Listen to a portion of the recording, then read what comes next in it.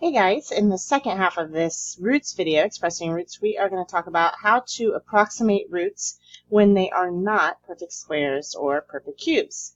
So we know that 4 is less than 7 is less than 9, correct? In that order, that's our numbers arranged in order. Therefore, the square root of 4 is less than the square root of 7, which is less than the square root of 9. Now we know the square roots of 4 and 9 because those are perfect squares. So the square root of 4 is 2, and the square root of 9 is 3. So the square root of 7 must be somewhere in between 2 and 3.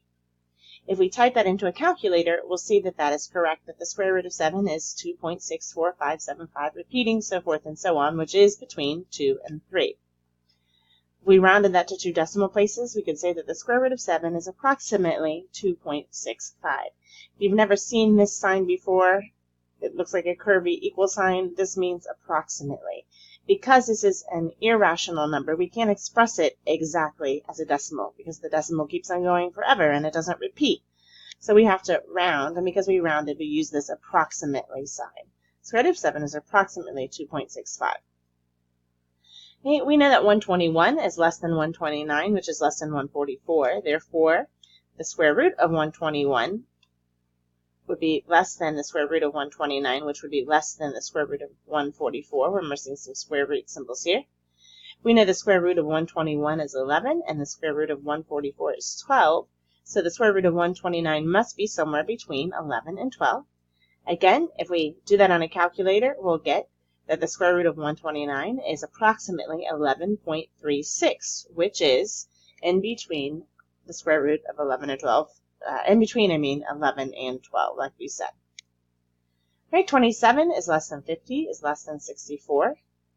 Therefore, the cubed root of 27 is 3, and the cubed root of 64 is 4. So the cubed root of 50 must be between 3 and 4. If you do that on a calculator, you'll see that the cubed root of 50 is approximately 3.684, or 3.68 if we're going to the hundredths place there, which is between 3 and 4.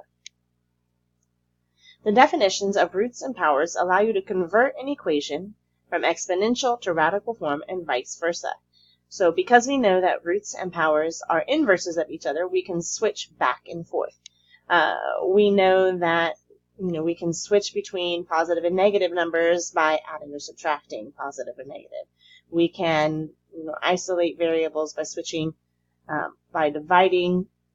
If it were 4x, we can get the x alone by dividing by 4 or by multiplying by 1/4. So we use those inverse operations all the time, and we can do the same with roots and powers. Now here's the official definition. In general, b to the nth power equals a is equivalent to writing the nth power of a equals b. Let's put some numbers with that. So if we said 2 to the third power equals 8, that's the same thing as saying, putting our 8 under the radical sign, our a value here. A goes there. Our n, our exponent, becomes the index, so that would be here. And then our equals b, this equals our base. So that's our general form. Let's do some practice with those. The definition of exponents is not limited to integers. You can have exponents that are fractions, positive and negative form. You can convert between the radical form and the exponential form of any expression by using this following definition. The exponential expression ax to the a over b is equivalent to the radical x to the a power with an index of b, or x with the index of b to the a power. Again, let's put some numbers with this and see. So if we had, for example, 2 to the 1/2 power, that would be the same thing as writing 2 to the first power, then index of 2, basically the square root of 2. Let's change these to a radical form and simplify if possible. When we're dealing with fractional exponents, this is going to become our power under the radical, and this is going to be the index outside the radical. So it would look like this. 5 squared And we're going to put that under the radical with the cubed root. 5 squared is 25, so we can write that as the cubed root of 25. This becomes x to the 3/5 when we're changing it. This becomes the top of our fraction, and the index becomes the bottom of that fractional exponent. All right, go ahead and try these on your own. Pause the video and come back when you think you've done them.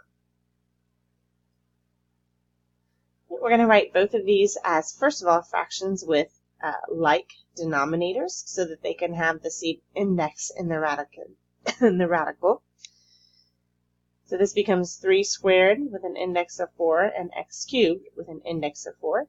We can simplify that further because 3 squared is 9. So the way that this is written as a radical expression is the 4th root of 9x cubed. Okay, let's work in reverse now. We're going to start with the radical expression and switch that to exponents.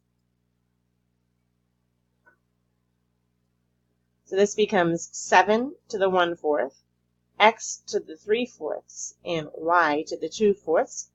We can simplify those fractions because 2/4 simplifies to 1/2.